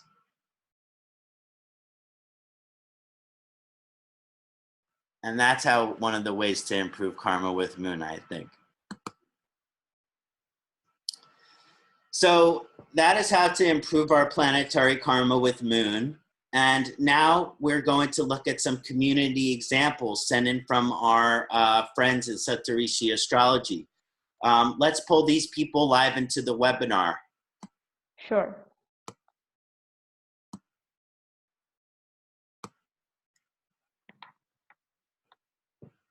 Okay.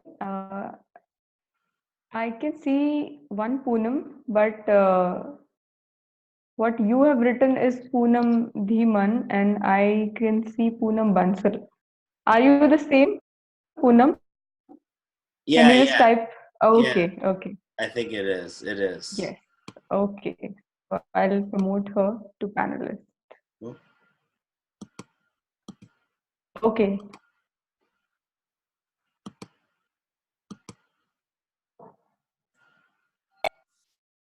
Okay. Hi, Poonam.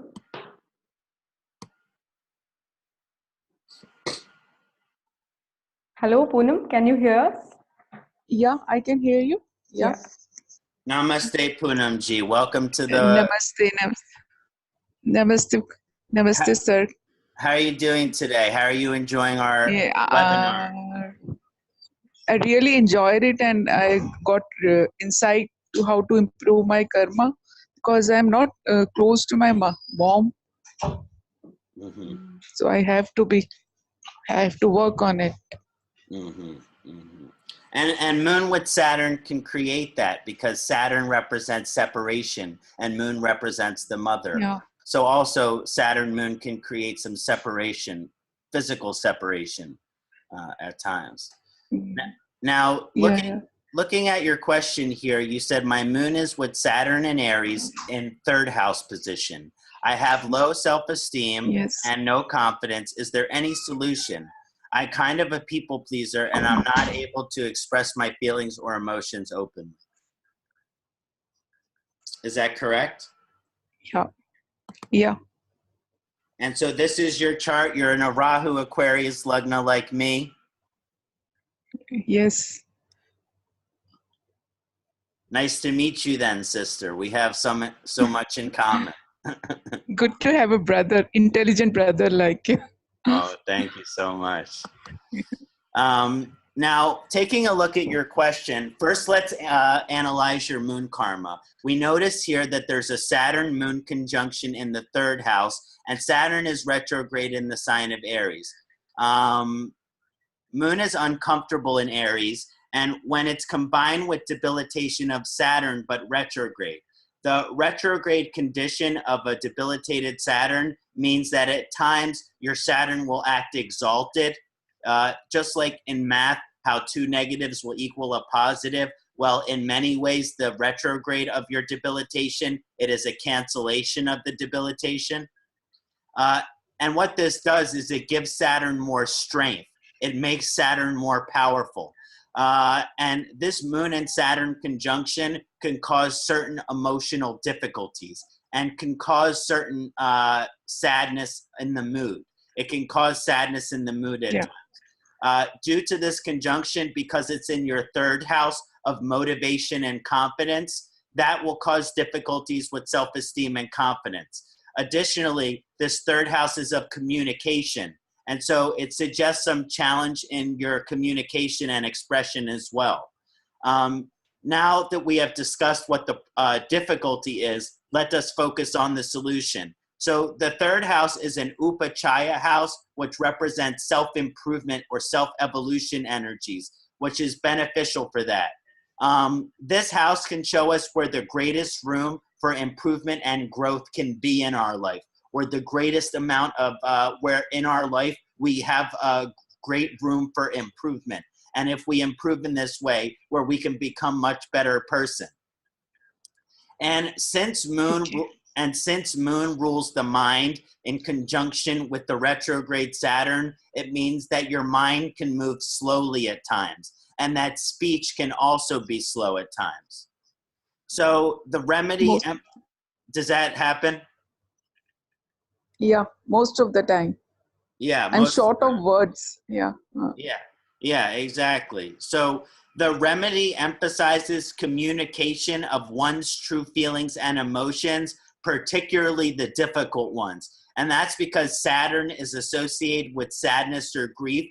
And so it's possible that because you haven't processed certain amounts of sadness and grief, that's preventing motivation, that's preventing comfortable speech. So the remedy is to always express what you're truly feeling, especially what is difficult, especially what is sadness, especially what is grief, as a means to move through this energy. You're not talking about something negative in order to complain. You're talking about something negative so that you can recognize it and then move on. If you practice sharing your emotions, regardless if they are good or bad, positive or negative, this means you don't care how someone will receive what you're saying, that you express it no matter what without thinking how someone will listen to it. This is going to increase your confidence. This is going to increase your motivation, and it's going to increase your self-esteem.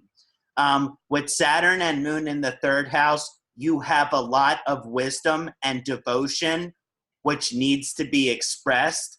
And so by evolving yourself to express yourself and by evolving to express yourself, even when there is a block, even when it is difficult to speak, even when you are afraid what other people will think of what you say, when you can continue to express yourself without consideration or worry about what other people will say or think, it will build your confidence, and ultimately it will help you achieve your dreams.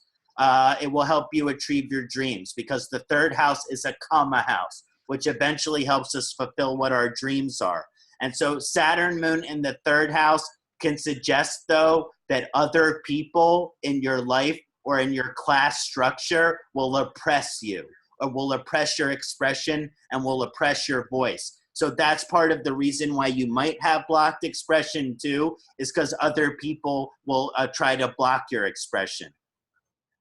So therefore, the key remedy here is to be constantly expressing your emotions, regardless of the content or nature of the emotions, and just trying to be as strong as possible, to not giving any care what other people will think.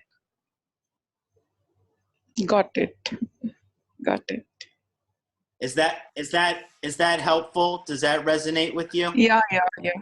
Yeah, I got it. Because I'm afraid of this thing only. Ki what will people say? Or how will they react? Yeah, and that's a block. And as soon as you get Yeah. over that, everything will come together. Your communication and your confidence.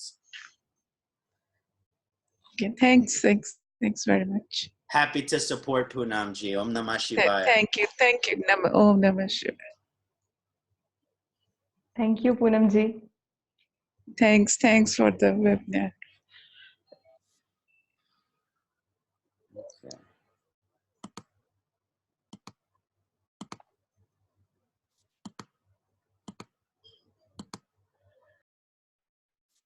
So next we will have George. Hey brother, come on up.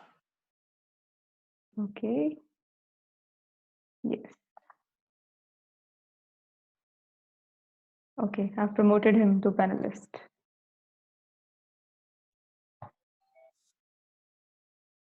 Yes. Hi, George. Namaste, Madhuraji. Namaste. Kṣaṇāti. Oh, namaste, George. Such a pleasure to have you. How are you enjoying the webinar today? How are you feeling about the conclusion of the series, but the upcoming Nakshatra series I mentioned? Well, today's webinar, it is absolutely awesome, as usual, actually. and I'm looking forward for the next 27 episodes. Me too. Me too, man. I hope you'll be there. I hope you'll be there for everyone. I hope so. I hope so too. Yeah. I really like your question today. It's not 100% moon karma question. It's like 50% moon karma question, and then some other karmas which are showing up, but I let it slide. Okay, thank you. Because I really like the question, and it brings in the eclipse which is coming up. So I thought that was really nice. So your question was, I am currently running Moon Maha Rahu Antardasha, and Rahu is in Cancer right now in the transit. And on July 27, there will be partial lunar eclipse in Capricorn with Mars and Ketu, and what happens on your ascendant, transiting your ascendant. Moreover, Mars, which is the Lord of your fourth, from the Lagna, and the first from the Chandra Lagna will be conjunct with Ketu all on your Lagna. So that's why the Ketu Mars karma is a big part of this question too. But it's a great question because right now Ketu and Mars are at exact same degree. So we're all going through a great transformation. And so taking into account all of these, what is the effect the lunar eclipse will have on your life?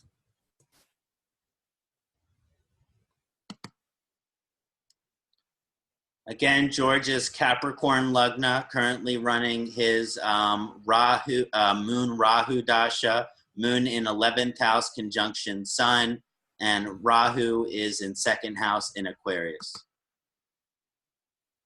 First, we'll just go over the condition of your native moon. Again, we find Chandra and Scorpio positioned in 11th house with Surya. Surya does better in Scorpio than Chandra. And moon is combust only 6 degrees of separation from sun. You are currently running Moon Rahu Dasha, which is significant as Rahu in Cancer, transiting your 7th house currently. The eclipse in Capricorn culminating on July 27th is particularly significant because it transits over your lagna. Now, during this time, the balance of your Ayurvedic doshas, the elements within your body, are going through great fluctuation and change. And because this Mars K2 transit has already happened, you're already starting to feel some of these effects. Since this is happening over your lagna and Mars and K2 are both Pitta planet, I said this is going to be an especially hot summer for you. Yeah, that's right. There's a strong health vulnerability during this eclipse for you. And while this Mars K2 transit is over your lagna, for Pitta type difficulties, both emotional and physical. And when I was reading this, because you're one of the nicest guys I know, I couldn't really think of you having strong Pitta emotion. But this transit is saying some vulnerability to that.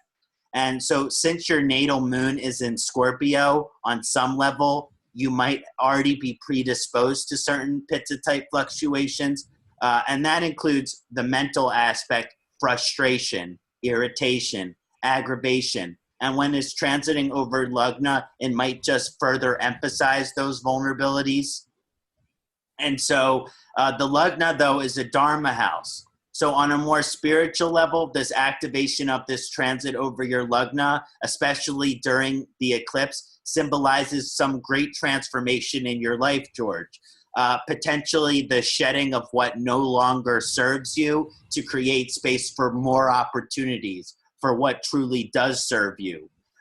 Because that's what this Mars K2 is happening for all of us right now. We're letting go of what doesn't serve us so that we can be closer connected towards what we really want and what does serve us. But because this is transiting over your lagna, it might be this might have to do with your physical body. It might have to do with certain aspects of your personality that you're wanting to let go and move past of. But also certain aspects of your physical body. You might want to become in better shape during this time. You might want to become in better physical shape over this time. This transit eclipse, I think it will be good for you, though, as long as you avoid excess pitta. So avoid excess exposure to heat, avoid excess exposure to sun, avoid pitta aggravating foods like very spicy, peppery stuff. And because the moon rules the manas, and due to your moon-sun conjunction in your chart, there is a vulnerability to some mental or emotional overwhelming at this time.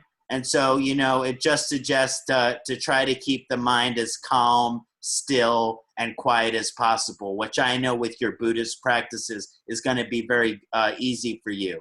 But if you weren't as mindful and aware as I know you are, you might be vulnerable to violent outbursts. Just as a joke, if you weren't spiritual at all, you might want to get into a fight during this time. Okay, thank you so much. I'll do so. Yeah, indeed, it's a really difficult time already for me now, but I'm gonna handle it. It will be okay. And just let Mars and K2 to burn away the debris, the karmic debris. Yeah, exactly. Let it burn away what doesn't serve us. But K2 is moksha karaka. And so even though that debris is burning away, we might have a little certain attachment to that debris. And that's what makes it so painful. You let the karmic debris burn away, but sometimes you are afraid to see those things go because you've developed a certain attachment to them. So it's also a great time in your life for your attachments to disappear from your life, which is very good for the path you're on, but that can be difficult too. I see. Okay, thank you so much again. Thank you. Thank you, George. Thank you. Namaste. Om Namah Shivaya. Namaste. Om Namah Shivaya. Namaste. Okay, great. Let's bring someone else in here.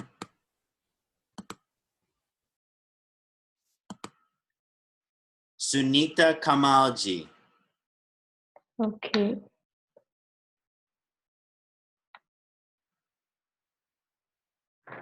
I think we don't have her.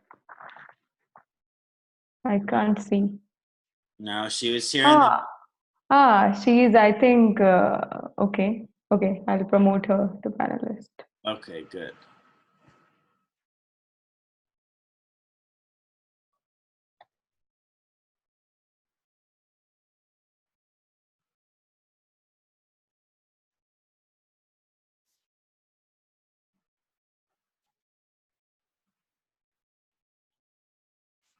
Okay, hello. Are you Sunita ji? Looks like her mic is still muted. Let me unmute that. Nope. She might have to unmute. Oh, there it goes. Namaste, Hello. Sunita. Hello. Hello.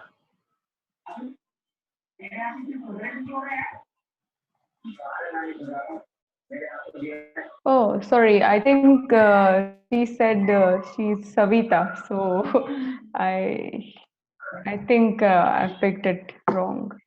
Okay, no problem. Okay. Okay. I don't think Sunita ji is there. Okay, well, since I worked on her question and it was a good one, let's answer it anyway. Yes.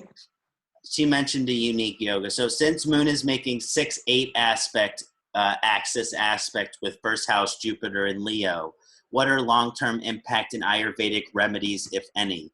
So taking a look at her chart, you can see this 6-8 aspect here, Jupiter and Moon distant from each other and having co-mutual aspect with each other. She's Leo Lagna with Jupiter and Moon in Aquarius, 7th house. Now, as mentioned, there is a Jupiter-Moon co-mutual. It's called Kṣaṇāti 6-8 aspect. When focusing in on your Moon karma, find Moon in Aquarius sign with complete aspect of Jupiter in Leo sign, co-mutual aspect. This 6-8 aspect can suggest certain challenges as it relates to the quality, longevity of married life, especially with first and 7th house positions. So the challenge of this karma can suggest potentially some challenges for the longevity of the marriage life.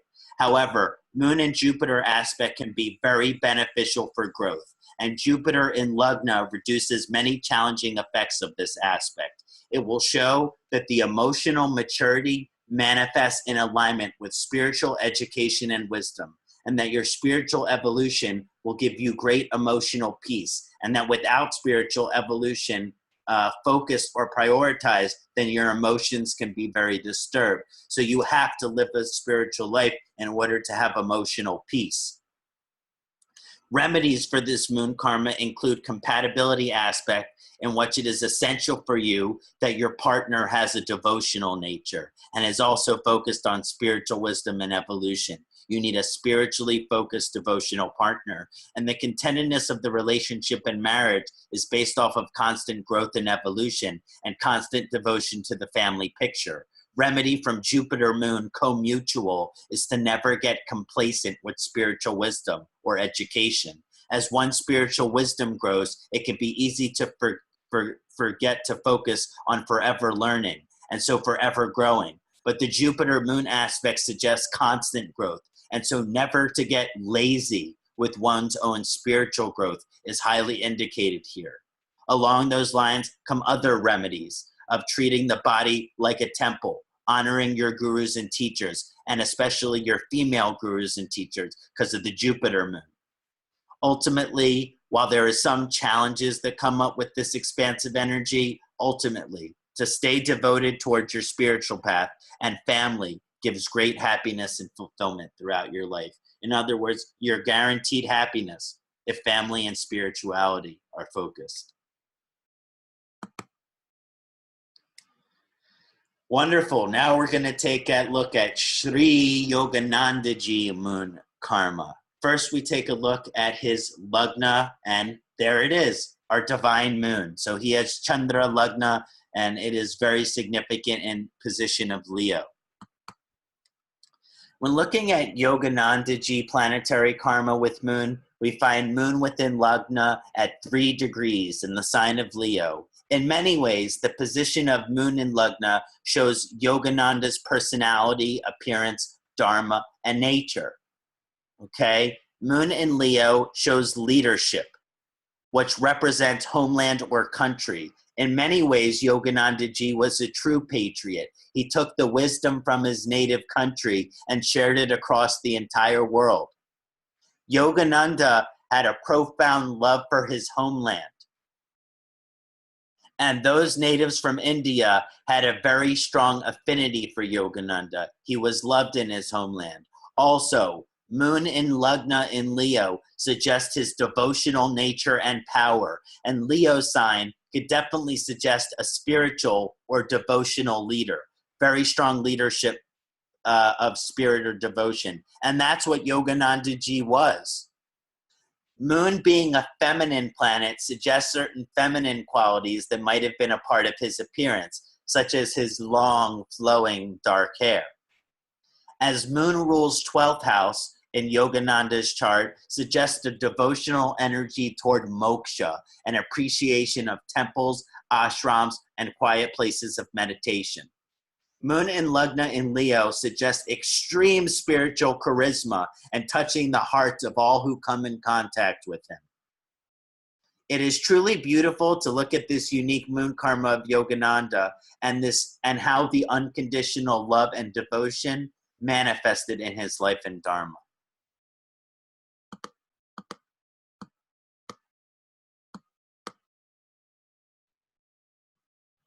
Mm-hmm. And as George just mentioned, the third degree of Moon is a very important fixed star, Regulus, which is the fixed star of kings. So again, showing more of this royal vibration and this leadership, powership vibration. He was a spiritual leader. He was a devotional leader. And it is so beauty to see that the way love of his homeland, love of the wisdom of his homeland, devotion to his people, devotion to his country, devotion to the wisdom. It's truly beautiful example to see Yogananda ji's moon karma. Brilliant. So now we'll do some live questioning. Let me pull up the question and answer, and we'll just go right through them all. There we go. If there are any more questions, just throw them in now. First question. What should we do if exalted moon sitting with Rahu, aspected by Venus, Mars, and Ketu from 12th house? Okay. First, we'll take a look at the answer in association of exalted moon with Rahu, because Rahu is also exalted in Taurus. So your moon is exalted, and then Rahu is also exalted. So there's a double exaltation going on there. This will give you this great intuitive potential. It gives you this great emotional potential and empathetic potential. But Rahu will certainly bring in some of the more difficult qualities of that. That means that you're going to have to pick up on other people's sadness. You're going to pick up on other people's challenging emotions. You're going to pick up on other people's challenging feelings. And so there is this strong vibration when moon is with Rahu, that there is this signification of the temptation of the desires, the temptation of the physical bodies, because Rahu can represent this craving. So also, pratyahara, sensory withdrawal, and not overindulging in your senses is very good. Poonam, we answered your question.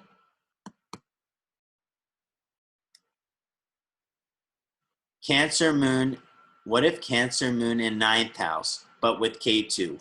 Cancer moon in 9th house makes someone very devoted to their family. And actually, usually with Cancer in the 9th house, it will emphasize a certain amount of spiritual evolution through devotion to your family. So your family helps you spiritually grow. When it's with K2, then the moksha karaka is being brought into that. And also your spiritual evolution has to do with losing certain members of your family, maybe being distant from certain members of your family.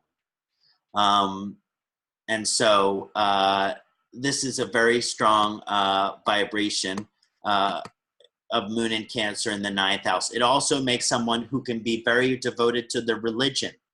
But with K2, it will create some alternative or unique approach to that religion.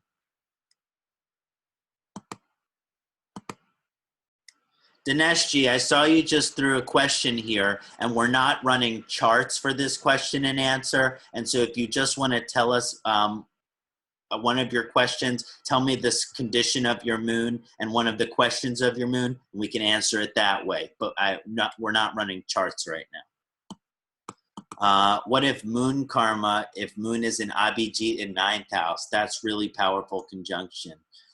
What I will say about moon in 9th house position in this nakshatra, it makes it very good for spiritual and mystical association. Usually this association favors more the mystical than necessarily the dogmatic religious. They will have unique interpretations of different philosophies, unique interpretations of different religions, unique interpretations of different spiritualities. It also shows a strong inclination that the moon, which is in the 9th house, is the house of the guru. So highly encouraged for you, female guru and worship of the Divine Mother. Okay. What if moon is functional, benefic, and joined together with Saturn in own sign? Okay. Joining together Vrishika Lagna moon and Saturn together in 3rd house. You know, this has to do with kind of the Saturn moon questions, which we answered earlier. And we talked about the Saturn moon energy earlier. On one positive side of it, especially with the benefic here, it's someone who is going to maintain tradition. It's someone who is going to appreciate their ancestors. It's someone who is going to honor the history and past of their country, of their family's religion. So that is a very positive aspect of that conjunction.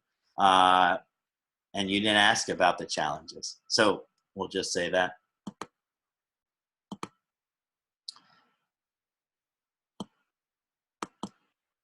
Okay. Dineshji, I'll hope that you'll write another question that is more specific. Anonymous attendee, does moon in K2 give depression? Yes, moon in K2 is a form of depression. K2 represents constant transformation, and moon has to do with the fluctuations of the mind. So there is a very constant transformation of the moon in K2. It can lead to depression. It can have to do with anxiety disorder. It can also have influence of some vulnerability to things like obsessive compulsive disorder. It can also have to do with other personality difficulties. Moon in K2 gives a lot of stress to the moon. There's even a sutra in the ancient text. It says in which K2 actually rips the moon in half, rips the sun in half. And so dividing the sun and the moon. And so along those vibrations, the moon, which is the mind, K2 can divide that mind. Now the remedy for moon in K2, meditation, mindfulness, pranayama. Because otherwise, if you don't get control of the mind will have this uncontrollable, unpredictable element. You will have to use pranayama, meditation, chanting, and spiritual practices to cultivate and control that mind. Sevalji, so nice to have you joining us today. Hope you're wonderful. When moon is with Saturn, Rahu, Mars, and Venus in the 8th house, what would be the best strategy for the moon karma at this time? All of that energy in the 8th house is really prominent, is really strong for your mystical evolution, for your spiritual evolution. Mars is there, Venus is there. When Mars is there, strong indication for yoga. And Rahu there, strong indication for astrology and Ayurveda. Same with Mars. Venus there, energy work, psychic healing.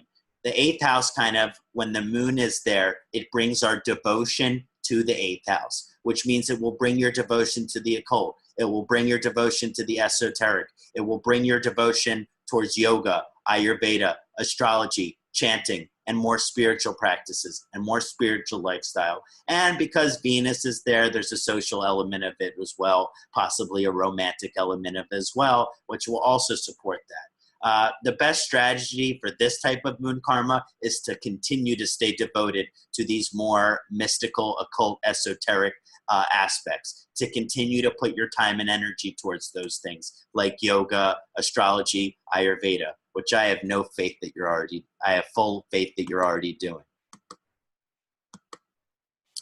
Moon in Capricorn with Mars, Venus. Oh, okay, same question. Great question. The fact that it's in Capricorn, what you mentioned now, might suggest certain adversities associated with that moon karma. It can have to do with the, family, possibly some earlier in the childhood, certain adversities or challenges that you overcome, and it actually teaches you more about the heart. It actually teaches you more unconditional love. So again, certain conditions, certain losses, certain challenges may be associated with the family that also help teach you unconditional love. Okay, thank you everyone for those questions. I'm just going to take a look at the chat, see if anyone put any questions in there.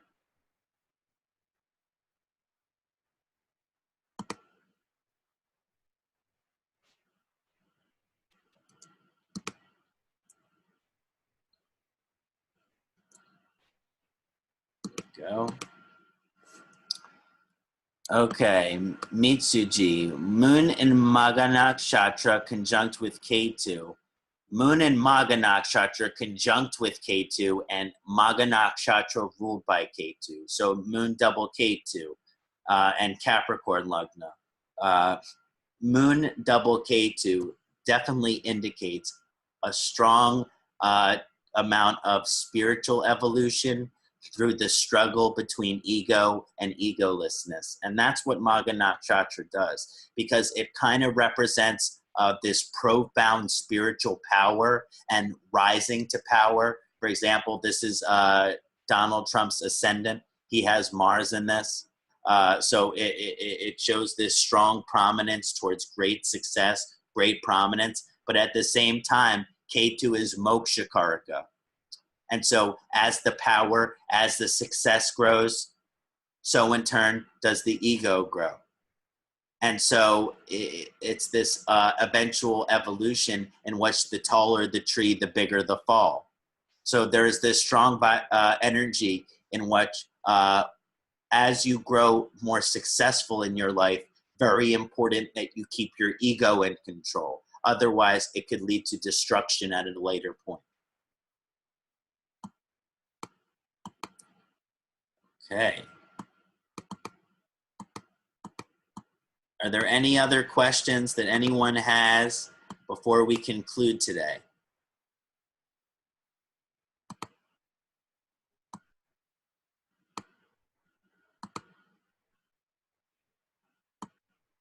No? Okay, wonderful. Well, I'm just going to do a closing mantra real quick to conclude this series and to conclude our webinar, and to wish all beings on this earth great peace. Again, we're going to have a 27 webinar Nakshatra series after this. And so I hope everyone is excited for that. Yes, very excited. We'll have a date. And thank you so much, Kṣaṇāti, for your hard work, and you put actually everything together for this webinar and for your research, because you put the planetary karma, then planet and other planets with the science and remedies, Ayurveda, lifestyle remedies, then community questions and live questions, and one celebrity example. So everything is in the same place, in the same webinar. And I know putting it together is a real effort. So thank you so much. And we are at the end of this series. And today is the planet is Moon, and it cannot get better, because the next series is going to be the nakshatras, which is considered to be the consorts or wives of the Moon. So it's going to be really fun. And thank you so much once again for doing this series and for all your effort. Really, so much gratitude from all of our side. Thank you so much, Madhuraji. I'm so grateful and appreciative for you. I can't explain to you how grateful I am. And this is a very special moment. I think I like what you said, that we transition from moon to nakshatras. Yes. Seem like very appropriate transition. Yes, absolutely. And very exciting. So I'm going to do a quick chant then, just to conclude our session today. Yes. I'd like to give a special thanks to the whole team here at Saptarishi Astrology, especially Sunil John. Thank you.